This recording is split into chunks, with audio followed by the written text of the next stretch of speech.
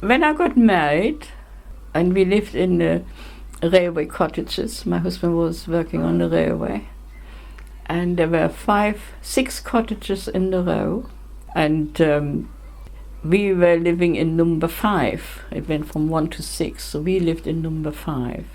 So number 1, he was a communist. Number 2, I didn't see much about him or his wife, but they weren't for me, I don't think. Number 3 was an awful gossip, ghastly woman. Blamed me that her son was ill because he was in the Marine and he got something to do with a lung infection or something.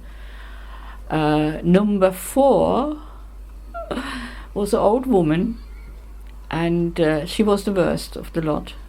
No, that woman, I started doing alterations to dresses and things like that, and when anybody forgot the number and accidentally knocked on her door, which was always ajar, so that she could hear who was coming and what they said, you see. And she told them then if they knocked on her door, it wasn't the right address, not here, nobody sewing here, you see, and sent them away. Yeah, I found that out. Yeah, I had a hard time with them, but then you see, I couldn't talk. It was a good job. I didn't talk English, I couldn't. Not enough to retaliate. Otherwise it might have been horrible, I think. But it was a good thing that I couldn't talk. I could understand everything they said, but I couldn't answer back. And my husband said, don't, try not to. And I didn't, and that was it. But you see, they were all older than I was. I was the youngest. They were mainly in the 60s, you know.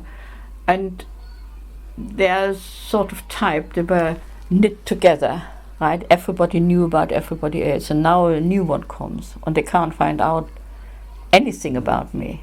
So that really annoyed them, you see, and that made it worse for me, but I didn't care.